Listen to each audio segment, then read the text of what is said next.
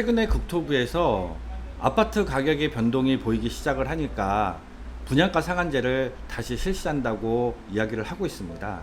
이 분양가 상한제는 원래 민간이랑 공공 쪽 모두를 적용을 했었다가 민간 부분은 해제를 했었죠.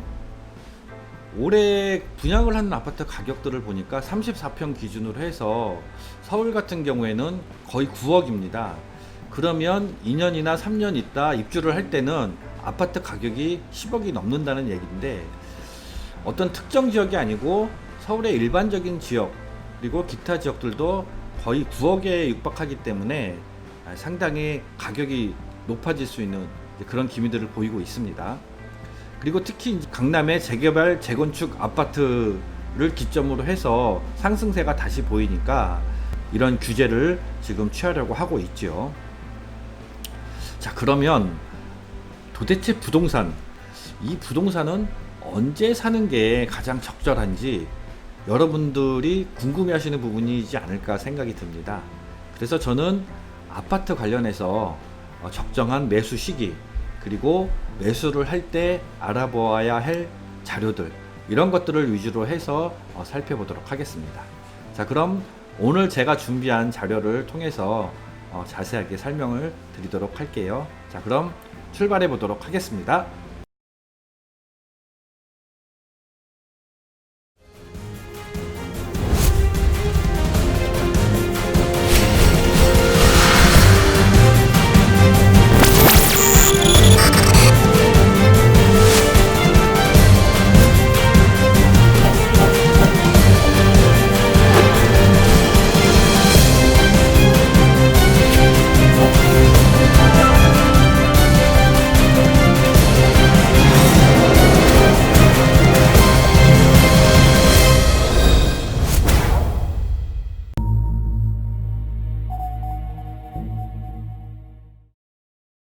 아파트를 사는 가장 좋은 시기, 매수 시기에 대해서 알아보도록 하겠습니다. 저는 경유자의 아파트를 예로 들어서 설명을 드리도록 할게요. 작년이었죠. 2018년도 8월 9월 달에 부동산 대책을 정부가 발표한 이후로 부동산 시장은 상당히 얼어붙었었습니다. 실제로 봄이 되기 전까지 거의 문의가 뚝 끊긴 그런 상태였는데요. 희한하게도 봄이 되니까 매수 문의가 많이 들어오기 시작을 하다가 거래가 그 이후로 많이 이루어지게 됐습니다. 2018년도 부동산 대책 이후로 아파트를 사셔야 되는 분들, 아파트를 사고 싶은 분들이 고민을 가장 많이 했던 게, 아파트를 사고 난 다음에 가격이 떨어지면 어떻게 하나, 이제 이런 고민들을 많이 하셨어요. 그래서 계속 관망세로 이어지다가 이제 최근에 그 부분이 어느 정도 회복된 그런 상태인데요. 이 아파트라는 것을 계속 관망을 하다 보면은 매수를 할 수 있는 그 타이밍을 놓치실 수가 있죠. 그 매수 타이밍을 놓치시면은 일단은 마음도 급해지고 또 적절한 가격 이상으로 또 매수를 하셔야 되는 그런 경우들도 생깁니다. 자, 그럼 지금부터 아파트를 사기 위해서 어떤 절차를 거쳐서 확인을 해야 되는지 이제 그런 부분부터 살펴보도록 하겠습니다. 일단은 아파트를 선택을 하셨으면은 그 아파트에 대해서 어느 정도 알고 계셔야 되겠죠. 이제 간혹 아파트 위치가 어딘지조차도 파악을 안 하신 상태에서 문의를 하시는 경우들도 있는데요. 일단은 아파트가 어떤 환경이고 어느 곳에 위치해 있고 어떤 부분이 장점인지 이런 부분들을 좀 파악을 하시고 난 다음에 접근을 하시는 게 좋겠습니다. 자, 그럼 바로 시작하도록 하겠습니다. 제일 먼저 아파트를 선택을 하셨으면은 지도를 먼저 보시는 것이 중요합니다. 왜냐하면은 그 지도를 통해서 이 아파트가 어느 지역에 위치해 있는지 그런 부분들을 살펴보아야 하기 때문이죠. 그래서 대부분 살펴보는 게 제일 먼저 근처에 지하철역이 어딘지 이제 그것부터 살펴보는 게 중요하다고 생각이 드는데요. 오늘 예로 드는 경기공자의 아파트는 지금 보시는 이곳에 위치를 해 있습니다. 그래서 주변에 지하철역이 어디 있는지 제일 먼저 확인을 하시고, 그리고 난 다음에 이제 출퇴근 부분을 보시는 게 이제 그 다음 순위 아닐까 생각이 드는데요. 지하철역을 살펴보는 이유가 편리한 교통, 그런 부분도 있지만은 일단 출퇴근 시간이나 이런 부분들을 보통 고려를 많이 하시기 때문이거든요. 그래서 지하철역을 보시고 난 다음에 경희궁자이 같은 경우에는 광화문이랑 시청에 인접해 있죠. 이쪽 지역들이 사무실이 많이 있으니까 이쪽 경희궁자이에서 출퇴근하기는 상당히 좋겠다, 이제 이런 판단이 들으실 거예요. 그리고 난 다음에 기타 이제 학교라든지 병원이라든지 시장이라든지 이제 이런 환경들을 보시게 되는데, 대부분의 강북 같은 경우에는 계획된 아파트가 아니다 보니까 이제 이런 주변 여건들이 좀 미진한 부분들도 있습니다. 이제 그런 부분들이 아파트 살 때 어느 정도 큰 영향을 미칠지도 고려를 하셔야 되는데, 일단은 제일 중요한 부분은 출퇴근 거리 그리고 역세권, 이 부분이 더 가중치가 높지 않나 그런 생각이 듭니다. 자, 그럼 본격적으로 알아보도록 하겠습니다. 자, 오늘 예를 든 경희궁자이 아파트는 지하철역을 살펴보니까 더블 역세권입니다. 지하철 5호선 서대문역, 지하철 3호선 독립문역에 가깝다는 거죠. 이 역세권이라는 것은 걸어서 10분 이내의 거리에 있어야 되는데, 경희궁자이는 둘 다 10분 이내의 거리에 있는 역세권이고, 지하철역이 두 군데이기 때문에 더블 역세권입니다.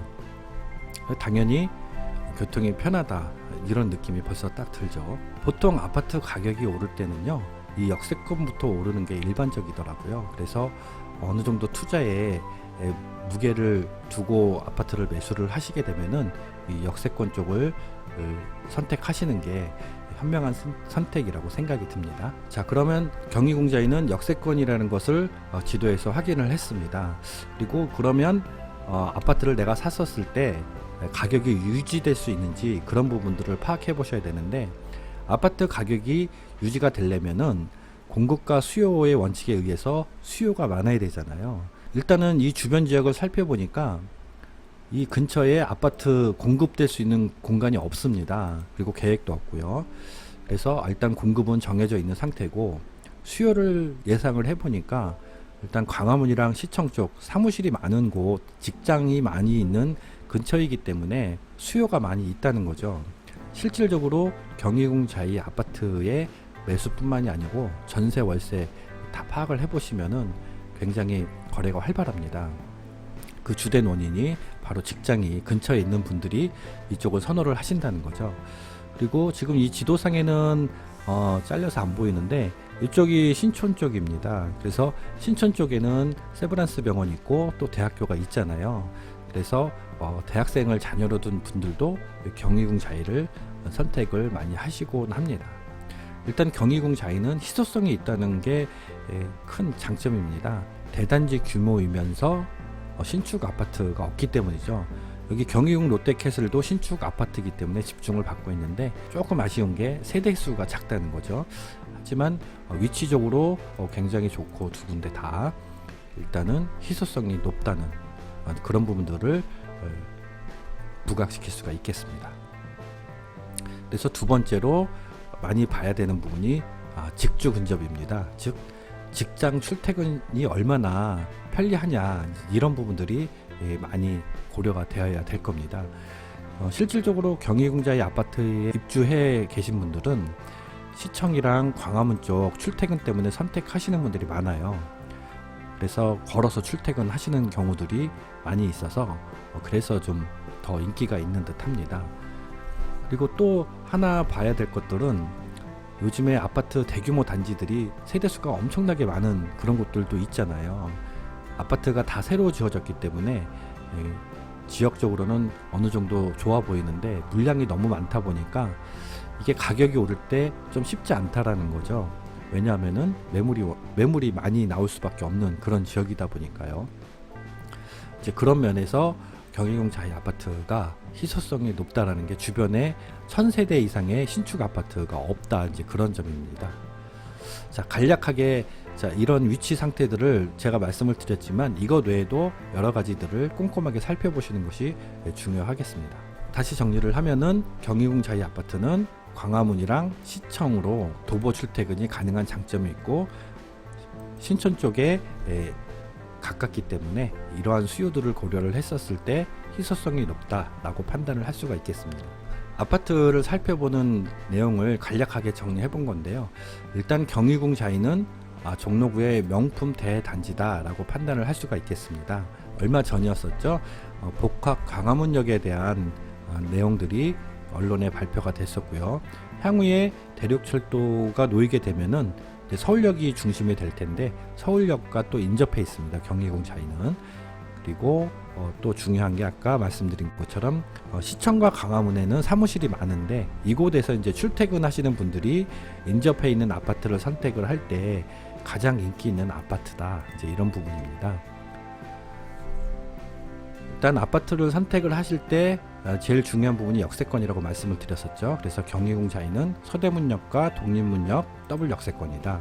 그리고 롯데백화점 명동점이랑 신세계백화점이 차량을 이용을 했었을 때 멀지 않은 가까운 곳에 있는 그런 장점도 있고요.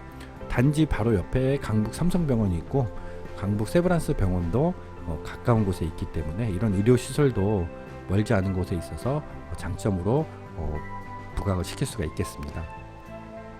또 하나는 경희궁자의 근처에 경희궁, 덕수궁, 경복궁 이런 옛 궁들이 많이 있죠. 그래서 녹지 지역이 어느 정도 확보가 돼 있는데 이런 그 옛날의 고궁과 최신식 아파트 건물들이 조화를 이뤄내는 아주 고풍스러운 프리미엄 지역이다. 이렇게 말씀을 드릴 수가 있겠고요. 이제 제일 중요한 게 이 광화문 근처에서 유일하게 대형 아파트, 도심형 신규 대형 아파트 단지다. 이 부분이 가장 큰 점수를 줄 수가 있는 포인트라고 할 수가 있겠습니다.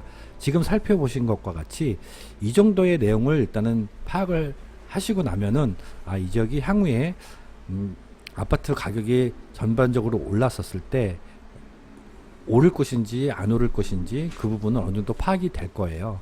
그래서 이런 부분들은 지도를 보시고 어느 정도 추측을 하실 수가 있기 때문에 이렇게 파악을 하시는 게 좋다라고 생각이 듭니다.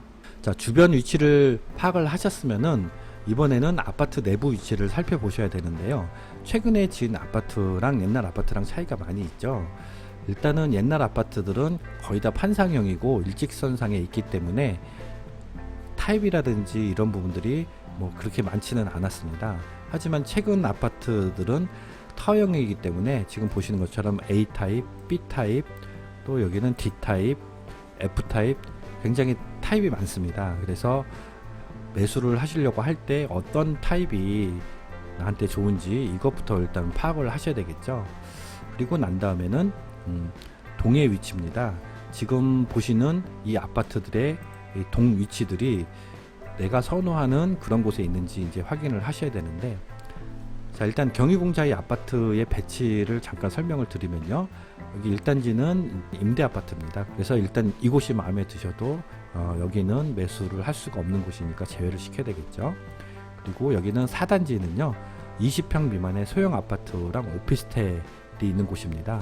그래서 34평을 원하신다라고 하시면 역시 4단지도 제외를 하셔야 되겠고요. 20평 미만의 아파트를 찾는다고 하시면은 이 4단지를 보셔야 됩니다.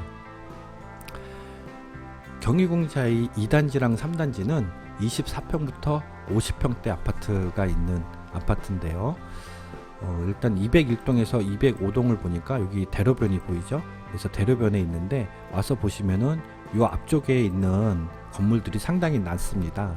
높지가 않아서 이 앞쪽에 있는 아파트들은 대로변에 있지만 굉장히 뷰가 좋은 그런 곳이다라는 것을 금방 파악을 하실 수가 있습니다.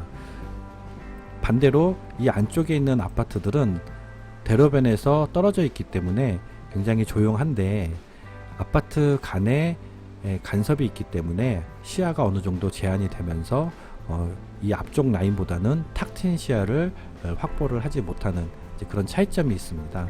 그래서 뷰를 좋아하시는 분이라면은 아무래도 바깥동이 훨씬 더 낫겠고요. 조용한 곳을 찾으시면은 이제 안쪽을 찾으시는 게 좋겠습니다. 그리고 2단지와 3단지 차이를 보시면 3단지 같은 경우에는 앞에 상가 건물들이 있습니다. 높지 않은 상가 건물인데 일단 대로변에서 한 블록 들어와 있기 때문에 2단지 대로변 아파트들보다는 어쨌든 소음이 좀 덜 하겠죠. 그래서 그런 차이는 있지만 또 단지 규모로 봤었을 때는 2단지가 훨씬 더 넓고요. 초등학교 같은 경우에 2단지는 독립문 초등학교로 배정이 되고 이쪽에 있죠. 그리고 3단지는 덕수초등학교로 배정이 됩니다. 자, 일단 지금처럼 아파트 단지의 배치라든지 타입도 어느 정도 정보를 알고 계셔야지 아파트 매수하실 때 정확하게 내가 원하는 아파트를 고르실 수가 있을 것입니다. 아파트 위치랑 아파트 내부 동 위치 타입에 대해서 어느 정도 이제 파악이 되셨으면은 실거래 가격을 아셔야 되겠죠. 지금 보시는 이 실거래 가격은 2018년도와 2019년도 가격을 제가 정리해 놓은 건데요. 보시면은 2018년도에는 34평 기준입니다. 4건의 거래가 있었습니다. 그런데 2019년도에는 벌써 5건의 거래가 있었고, 이것 말고도 최근에 거래된 사례가 있습니다. 그래서 4월달에서 6월달 사이에 굉장히 많은 거래 건수가 있었구나라는 것을 파악하실 수가 있겠습니다. 그리고 거래 건수 파악을 하셨으면 이제 가격도 보셔야 되겠죠. 작년에는 13억 6천에서 16억까지 거래가 됐었고, 지금 2019년도에는 14억에서 14억 6천까지 지금 거래가 되고 있는 상황입니다. 다음은 3단지 가격인데요. 3단지는 작년에 2건의 거래가 있었고 올해 4건의 거래가 있었습니다. 그래서 거래 가격도 13억대에서 14억대까지 보이는데요. 원래는 뭐 2단지, 3단지 가격 차이가 큰 차이가 없는데 지금 수치상으로 봤었을 때는 3단지가 가격이 조금 떨어지는 그런 모습들을 보여주고 있습니다. 자, 그러면 아파트 실거래 가격을 어떻게 파악을 하는지 그 부분을 알려드리도록 하겠습니다. 일단 검색창에다 국토교통부 실거래가 이렇게 치셔야 되는데, 국토만 치시면 바로 보이죠. 그래서 여기를 클릭을 하시고 난 다음에 이 사이트로 들어가시면 됩니다. 이 사이트로, 요거는 팝업창이니까 닫겠습니다. 아파트가 보이죠. 국토교통부 실거래가 공개 시스템인데, 이게 아파트를 클릭을 하시면 주소를 입력하는 창이 있습니다. 그래서 여기에 서울특별시 경희공자의 아파트는 2단지가 홍파동입니다. 종로구에 있고, 여기 홍파동을 클릭을 해주시고 검색을 누르시면 2단지가 나오죠. 그래서 2단지를 누르시면 지금 실거래에 신고된 아파트 가격들을 보실 수가 있습니다. 거래 건수랑 2018년도도 보실 수가 있겠고요. 지금 보시는 거는 매매인데요. 전세 월세를 보실 수도 있습니다. 지금 이렇게 보시면은 올해 거래된 건수들이랑 금액들이 보이죠. 4월달, 5월달에 신고된 건수들이 상당히 많습니다. 거래량이 굉장히 활발했었죠. 경희공자의 3단지는 평동에 있습니다. 그래서 평동 하시고 누르시면 3단지가 나오죠. 그래서 2단지의 실거래 가격을 살펴봤던 것 같이 이렇게 살펴보시면 됩니다. 그런데 아파트가 무슨 동에 있는지 이것도 잘 모르시는 경우들이 있잖아요. 아파트 이름을 검색을 하시면 됩니다. 자, 이렇게 검색을 하시고 내려다 보시면 네이버 부동산이 나오죠. 그리고 여기를 보시면 이게 이제 도로명 주소고 옛날 집원 주소죠. 홍파동 199번지. 자, 홍파동이라고 나와 있죠. 그리고 3단지는 보시면 평동이라고 나와 있습니다. 그래서 이 어느 동에 위치했는지는 이렇게 검색을 해서 알아보시면 쉽게 찾아보실 수가 있겠습니다. 자, 그럼 실거래 가격을 살펴보았는데요. 이 실거래 가격은 계약일 기준으로 60일 이내에 신고를 하도록 되어 있었는데, 작년같이 가격이 가파르게 상승을 할 때는 60일이 너무 멀게 느껴졌던 거죠. 그러니까 실제 거래 금액을 빨리 판단하기 위해서 30일로 축소를 했는데요. 사실 아직은 축소된 게 아닙니다. 그런데 정부에서 30일로 축소시키겠다고 해서 다들 그렇게 알고 계십니다. 그래서 지금 실거래 가격을 파악하시기가 작년보다는 상당히 좋으신데요. 왜냐하면 거래를 해서 계약서를 작성을 하고 대부분 30일 이내에 신고를 하기 때문입니다. 아직 법이 바뀐 건 아닌데요. 법이 바뀌지 않은 이유는 지금 국회가 정상화가 되지 않다 보니까 법이 통과가 되지 않아서 그렇거든요. 어쨌든 이 실거래 가격을 30일 더 빨리 보실 수 있기 때문에 그만큼 판단하시기에는 유리하다라고 말씀드릴 수가 있겠죠. 실거래 가격을 보시고 난 다음에는 이제 호가를 보셔야 됩니다. 이제 실거래 가격은 지나간 과거의 가격이잖아요. 그 가격이 계속 이어질 수는 없는 거고요. 상승 시장에 있는 경우에는 실거래 가격보다 더 높게 판매가 될 확률이 높고, 아파트 가격이 내림세에 있었을 때는 실거래 가격보다 더 낮게 거래 가격이 형성될 확률이 더 높겠죠. 그래서 실거래 가격을 기준으로 해서 이런 점들을 감안하셔서 호가를 보시면 되겠습니다. 이 호가 보시는 방법은요, 역시 검색창에서 아파트 이름을 일단은 입력을 하셔야 되는데요, 입력을 하시고 난 다음에 밑으로 좀 화면을 내리시면은 아파트 단지가 보이죠? 아파트 단지를 클릭을 하시면, 자, 지금 보시는 것처럼 왼쪽에 쭉 뜨는데요, 이때 동일 매물 묶기를 하시면 같은 물건들은 같이 묶여서 보이기 때문에 더 편리하게 보실 수가 있겠습니다. 자, 이 호가에서는요, 일단은 아파트를 사실 때 확인하셔야 되는 건데, 직접 입주를 하실지 입주를 하지 않고 투자 목적이신지 일단은 결정을 하셔야 됩니다. 왜냐하면은 지금 나와 있는 아파트들이 입주가 가능한 곳이 있고 세입자가 들어가 있는 경우가 있기 때문이죠. 그래서 요것부터 결정을 하셔야지 아파트를 선택을 하실 수가 있겠고요.